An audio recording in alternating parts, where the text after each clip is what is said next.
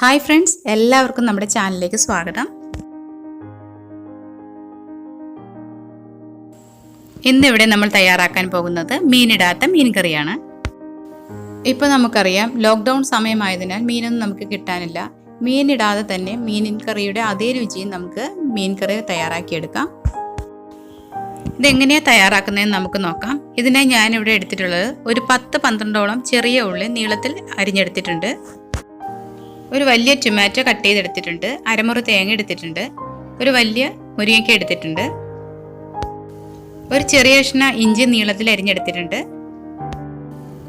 നെല്ലിക്ക വലുപ്പത്തിൽ പുളി എടുത്തിട്ടുണ്ട്. ഇത് വെള്ളത്തിൽ കുതിർക്കാൻ വെച്ചിട്ടുള്ളതാണ്. ഇനി ഇതെങ്ങനെയാണ് തയ്യാറാക്കുന്നത് നമുക്ക് നോക്കാം. ഞാൻ ചട്ടി വെച്ച് കൊടുത്തിട്ടുണ്ട്. ഈ ഫ്ലെയിം ഓൺ ചെയ്ത് കൊടുക്കാം. ചട്ടി ചൂടായി വരുമ്പോഴേക്ക് ഇതിലേക്ക് നമുക്ക് ഓയിൽ ഒഴിച്ചു കൊടുക്കാം. ഞാനിവിടെ ഉപയോഗിക്കുന്നത് വെളിച്ചെണ്ണയാണ്. മീൻ കറിക്ക് എപ്പോഴും ടേസ്റ്റ് കൊടുക്കുന്നത് വെളിച്ചെണ്ണ ഉപയോഗിക്കുമ്പോഴാണ്. എണ്ണ ചൂടായി വരുമ്പോഴേക്കും നമുക്കിതിലേക്ക് കടുക് ഇട്ട് പൊട്ടിക്കാം. ഇപ്പൊ കടുക് ഇട്ട് കൊടുത്തിട്ടുണ്ട്. കടുക് പൊട്ടി തുടങ്ങിയിട്ടുണ്ട്. ഇനി നമുക്കിതിലേക്ക് കുറച്ച് ഉലുവ കൂടി ഇട്ട് കൊടുക്കാം. ഇതിലേക്ക് ഇഞ്ചിയും ചെറിയ ഉള്ളി കൂടി ഇടുന്നുണ്ട്. ഇനി കറിവേപ്പില ഇട്ട് കൊടുക്കാം.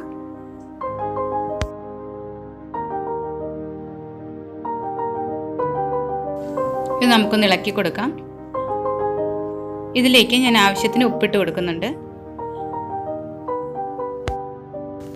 നന്നായി ഒന്ന് വഴറ്റി കൊടുക്കാം.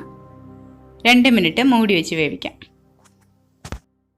ഇപ്പോൾ 2 മിനിറ്റ് കഴിഞ്ഞിട്ടുണ്ട്. നമുക്കിതൊന്ന് തുറന്ന് നോക്കാം.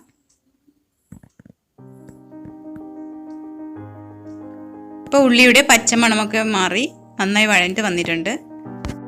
ഇനി നമുക്കിതിലേക്ക് എടുത്തു വെച്ചിട്ടുള്ള മുരിങ്ങയ്ക്ക ഇട്ട് കൊടുക്കാം. നിങ്ങൾക്കിതിലേക്ക് കായ വേണമെങ്കിൽ ഇട്ട് കൊടുക്കാം. ചെറുതായി കട്ട് ചെയ്ത് ഇട്ട് കൊടുത്താൽ മതി. ഇനി ഇതിലേക്ക് നമുക്ക് മസാലപ്പൊടികളൊക്കെ ഇട്ട് കൊടുക്കാം. 1 ടീസ്പൂൺ മുളക് പൊടി ഇടുന്നുണ്ട്. ഇതിൻ്റെ കൂടെ 2 ടീസ്പൂൺ കശ്മീരി മുളക് പൊടി കൂടി ഇടുന്നുണ്ട്. നമ്മുടെ കറിക്ക് നല്ലൊരു റെഡ് കളറൊക്കെ കിട്ടുന്നതിന് വേണ്ടിയാണ്. ഇനി ഇതിലേക്ക് 1.5 ടീസ്പൂൺ മല്ലിപ്പൊടി ഇട്ട് കൊടുക്കാം.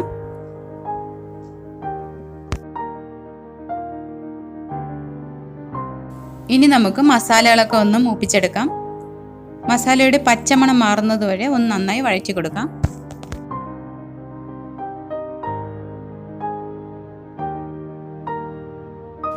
ഇപ്പം മസാലയുടെ പച്ചമണമൊക്കെ മാറി വന്നിട്ടുണ്ട്. ഇനി നമുക്കിതിലേക്ക് വെള്ളം ഒഴിച്ചു കൊടുക്കാം. വെള്ളം ഇത്ര മതിയാകും. ഇനി ഇത് 5 മിനിറ്റ് മൂടി വെച്ച് വേവിച്ചെടുക്കാം. ഇനി മീൻ കറിക്ക് വേണ്ട അരപ്പ് തയ്യാറാക്കാം. മിക്സിയുടെ ചെറിയ ജാറാണ് ഞാൻ എടുത്തിട്ടുള്ളത്. ഇതിലേക്ക് തേങ്ങ ഇട്ട് കൊടുത്തിട്ടുണ്ട്. 1/4 ടീസ്പൂൺ മഞ്ഞൾപ്പൊടി ഇട്ട് കൊടുക്കാം.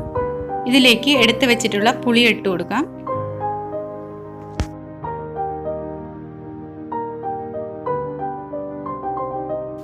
ഇനി നന്നായി ഒന്ന് അരച്ചെടുക്കാം. ഇപ്പം നമ്മുടെ അരപ്പ് റെഡി ആയിട്ടുണ്ട്. ഇനി നമുക്ക് ചട്ടിയിലേക്ക് ഒഴിച്ചു കൊടുക്കാം.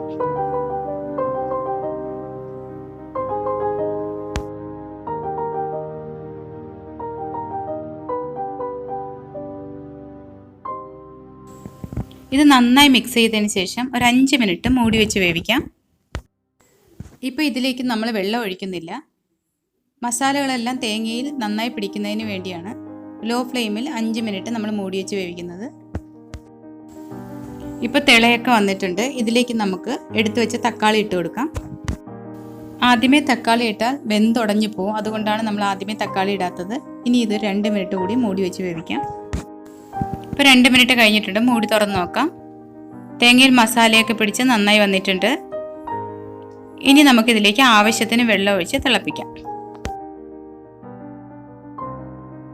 നന്നായി ഒന്ന് മിക്സ് ചെയ്ത് കൊടുക്കാം. ഇതുവരെയും നമ്മൾ ഉപ്പ് നോക്കിയിട്ടില്ല. നമുക്കൊന്ന് ഉപ്പ് നോക്കാം. ഒരല്പം ഉപ്പിൻ്റെ കുറവുണ്ട്. അതുകൂടി ഇട്ട് കൊടുക്കാം.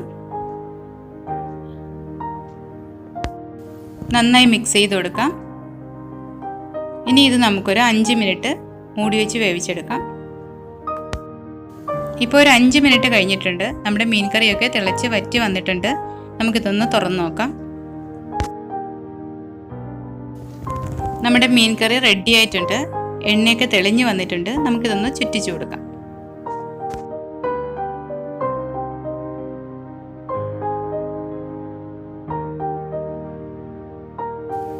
ഇത് മതി.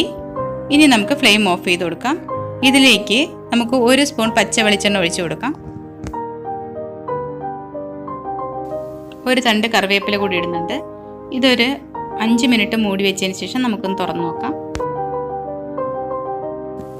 നമുക്കിതൊന്ന് തുറന്നു നോക്കാം. വെളിച്ചെണ്ണയുടെ നല്ല മണമൊക്കെ വരുന്നുണ്ട്.